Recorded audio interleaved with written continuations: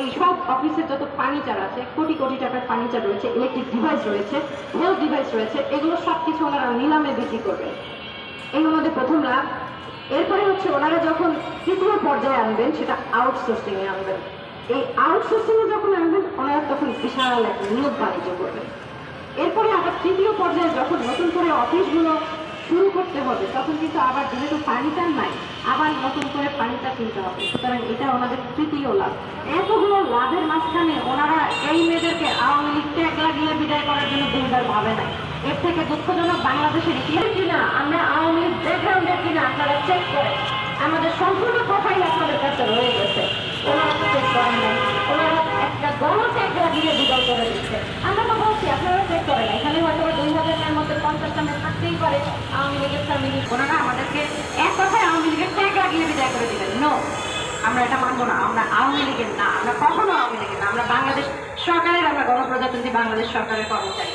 তো আপনাদের মাধ্যমে, এই সুশীল সমাজের মাধ্যমে আমরা আমাদের যে 2 দফা দাবি নিয়ে এখানে এসেছি, যে আমাদের সাথে যেটা কথা ছিল পদ সৃজনপূর্বক আমাদের রাজস্ব স্থানান্তর করা, আমাদের সেই পদ সৃজনপূর্বক আমাদের রাজস্ব স্থানান্তর করা হোক, এবং রাজস্বের আশ্বাস দিয়ে যে আমাদের বেতন কর্তন করা হয়েছে অবৈধভাবে, সেটা আমাদেরকে ফেরত দেওয়া হোক। আপনারা জানেন 23 সালে হচ্ছে গিয়ে আমরা একটা মামলা করেছি, কারণ বরাবর যেটা হয় প্রকল্প রাজস্বে যায় মামলার মাধ্যমে।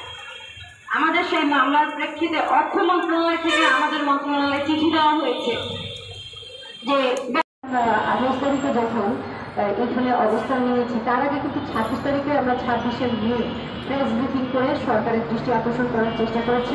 সরকারকে একদিনের আর্জিমিটাল দিয়েছি।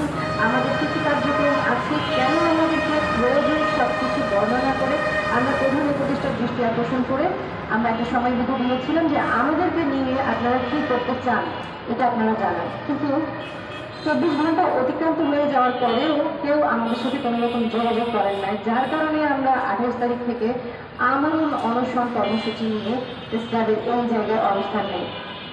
4 দিন আমরা তারা না খেয়েছিলাম এবং আমাদের 4-5 জন সহকর্মীকে হাসপাতালে ভর্তি করতে হয়েছে, আপনারা জানেন।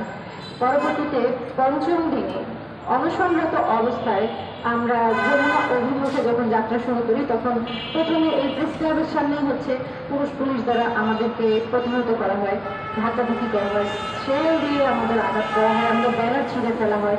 এবং তারপরেও যখন আমরা ওনাদেরকে কাটিয়ে যখন আমরা যমুনা অভিমুখে যাই, যখন আমরা কাকরাইল মসজিদ মোড়ে যাই, ওই জায়গাটাতে আমাদের ওপরে পুলিশ অতর্কিত হামলা চালায়। এবং আমরা কিন্তু যেহেতু সবাই না খাওয়া, আমরা রাস্তার মধ্যে বসে গেছি। আপনারা সেদিন জানেন আমাদের সাথে প্রেগনেন্ট উইমেন ছিল, যে কিনা টুইন বেবি কনসেপ্ট করা, ওনাকে ধাক্কা মেরে পুলিশ রাস্তায় ফেলে দিয়েছে। একটা মেয়ে, যে কিনা কুমারী একটা মেয়ে, তাকে পুলিশ রাস্তায় ফেলে বুট জুতা দিয়ে সমানতার তল পেটে লাথি দিয়েছে, আপনারা দেখেছেন। আমাকে চরমভাবে আহত করা হয়েছে, আমার হাত পায়ের অবস্থা খারাপ হয়ে গেছে, আমি সেন্সলেস হয়ে গেছি এবং আমাকে হসপিটালে ভর্তি করতে হয়েছে। আমাদের যে আরেকটা মেয়ে আছে, ওনার হাত ভেঙে গেছে। মোট ওই দিনও 5-6 জনকে হাসপাতালে ভর্তি করতে হয়েছে। তো আমরা ওইখানে যাওয়ার পরে ওনারা একটা নাটক করলো যে আপনাদেরকে প্রধান উপদেষ্টার দপ্তরে আমরা নিয়ে যাচ্ছি। ওখানে নিয়ে বলা হলো যে আমাদের প্রতিনিধি বসবে, কোনো কিছুই বসে নাই, জাস্ট আমাদের কাছ থেকে স্মারকলিপিটা নিয়ে আবার আমাদেরকে ফেরত পাঠিয়ে দেওয়া হলো।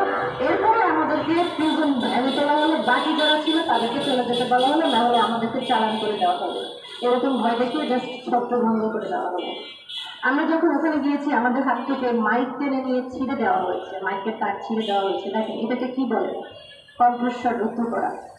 এমন বাংলাদেশেই আমরা এসে উপস্থিত হয়েছি যে আমরা আমাদের কণ্ঠস্বর পর্যন্ত বিস্তারিত করতে পারবো না, আমরা আমাদের মুখের কথা পর্যন্ত বলতে পারবো না, আমাদের কণ্ঠস্বর রোধ করে দেওয়া হবে। আমরা কি কোনো মিথ্যে আড্ডা নিয়ে, আমরা কি কোনো মিথ্যে অযৌক্তিক দাবি নিয়ে আপনাদের সামনে এসেছি? আমরা কি সরকারকে দৃষ্টি আকর্ষণ করার চেষ্টা করছি আমাদের দাবিকে অযৌক্তিক? আমরা যারা যোগদান পেয়েছি 18 সালে, 2018 সালে যারা নিয়োগপ্রাপ্ত হয়েছে, তারা কিন্তু আমরা 3 ধাপে পরীক্ষা দিয়েছি। যদিও প্রথম পর্যায়ে আমাদের 2011 সালে পাইলট প্রজেক্ট আকারে এসেছিল, সেখানে 13টা উপজেলায় সারা বাংলাদেশে এই তথ্য প্রকল্প শুরু হয় এবং ওই প্রকল্পের সফলতা